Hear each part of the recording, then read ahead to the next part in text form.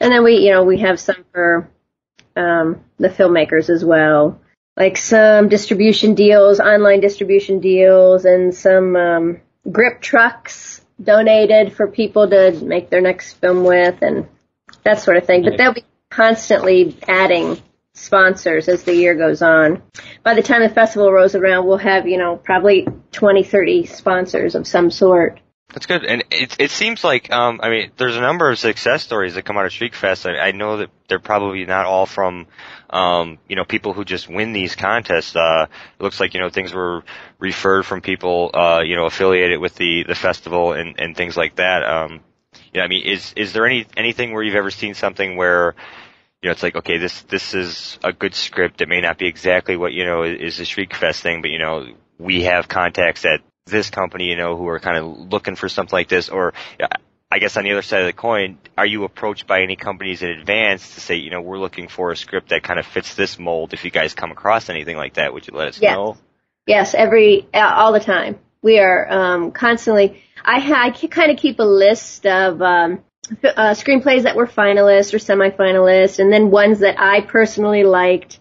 And when people contact us about looking for scripts or whatever, I will pull out that list. And it's funny because I've even referred people from the very first year of the festival, and they're like, "How did you remember?" Well, I have my list because ideally I'd like them all to be sold. You guys deserve that.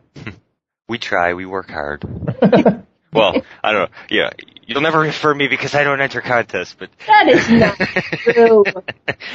That is not true. But yeah, I always wondered. Yeah, because you see a lot of success stories. Like, okay, well, there's more success stories than possible prize winners, and for the number of years that you've been doing the festival. And I just wonder, if it was anything where you ever had anything in advance like that. Just, asking. And I guess that's kind of good for people to know that, even if you don't win the contest and, your writing is good enough and, your story is good enough that, you still do have an opportunity to get out there. Even, I guess, like you said, the first year of the contest, that's 9-10 years ago. Right. Mm. Yep. No, it's, and I don't know if other festivals do that or not, but, I think if a good script is out there, whether it won or not, it should be seen. Well, we can just tell people that other festivals don't do that, so, it gives them more incentive to enter yours. Awesome. And I do charge a 3% referral fee, so, anybody who goes through without a box, just type in, care of Mike Shelton, Oh, great. So basically we're going to make nothing this year. Is that what you're saying, Mike? I only want 3%, so you can have 97%. That's okay. But, Denise, I have a question. In past years, have you noticed a trend in the submissions regarding, say, genres or subgenres in horror or in sci-fi? Did you notice 10 years ago were there more zombies and now there's more vampires, things like that? Well, it's funny because every year it does seem to be like everyone's on the same wavelength. Like last year, it seemed there was a lot of werewolf stuff. The year before, there was a lot of zombie stuff. So it seems like everyone gets on the same wavelength because we'll get a lot of the similar scripts.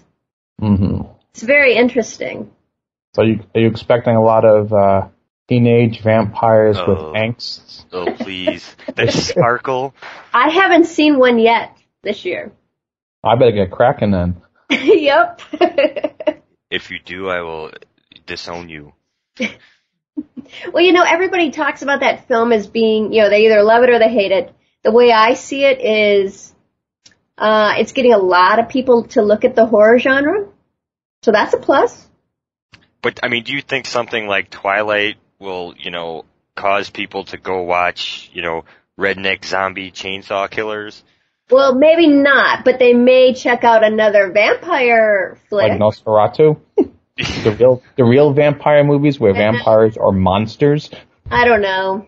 Maybe not. Maybe you're right. Well, no, I think, there are people that would be interested in things like that. There are probably horror movies being put out, and Asylum, probably has something that's a Twilight ripoff right now. But, the horror market is definitely very, very, very large. I have my Netflix Watch Instant account, there's a ton of horror movies on there. Walking through the video store, there's a ton of new release horror movies on the thing, and they're straight to video and stuff like that. And I check out a lot of them. And, I just think that, when you get, a lot of stuff like that, and it's definitely, there's a lot of people that are writing these things because, they're submitting to your contest and whatnot, that, when people start actually looking for what they're looking for, what they want, vampire movie or something like that, some of these other movies might, they tend to fall off the beaten path, even though that they're probably better movies. Right. Okay. Well, maybe the Twilight series makes the studios look at the genre differently. So maybe they're more apt to buy some more of our scripts out there. Yeah, I've actually been waiting for an announcement that they're going to be making another, legitimate Dracula movie. I haven't seen anything on that yet. I know they just did the Wolfman.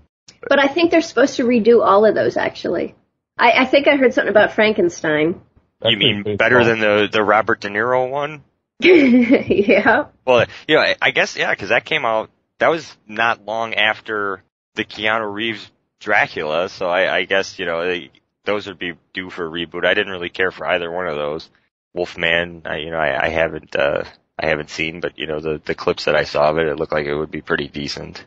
Well, every time this is what someone was telling me, is that, all those remakes always make the studios money. So whenever they're hurting for money, they hop back onto that train because it's guaranteed. I can't say for sure, but is Wolfman, is that put out by Universal? Yes. Okay, so, they already own that character, so they're not. Right, exactly. Yeah. So that's why they just keep remaking them, because they know they make money.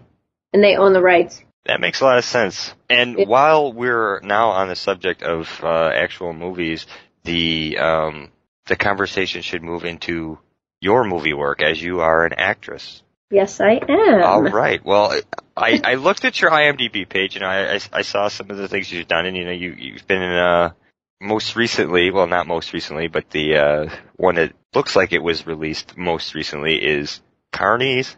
Oh, Carnies, yes. You sound so amazed that one was brought up. Well, it was right at the top of the list. I'm going through, I figured that would be the.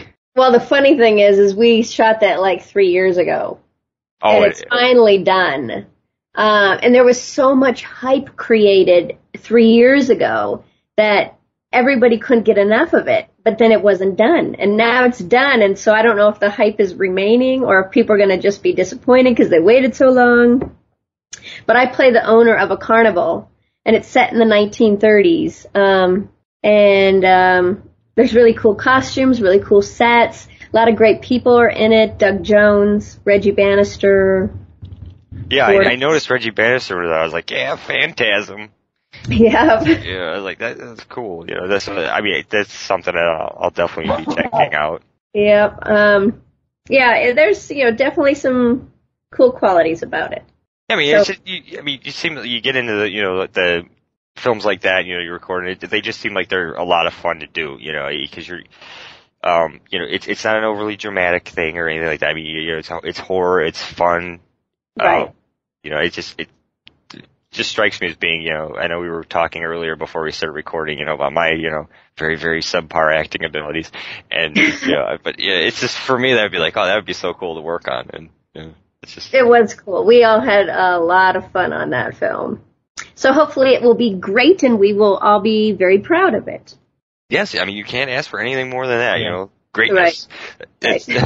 But, and, I mean, you've got a pretty extensive resume here. There's 33 credits. Including a lot of television shows. Yeah. You got episode of The Office. And let me tell you, that's probably a tenth of what I've done. Oh, you're having the IMDb problems too? Well, a lot of the stuff is, I've done over 50 plays. I've done probably as many commercials. And that stuff doesn't go up. Now, isn't there a website that is like IMDb, but it's for stage work? I have no idea. Really? I could swear there is. I could swear I came across one time where it actually had cast lists for, plays Broadway on down. Really? Well, Mike, if you find it again, let me know, because I am clueless. Yeah, I will have to check, but I swear that I came across something like that before. I know it exists somewhere. Wow.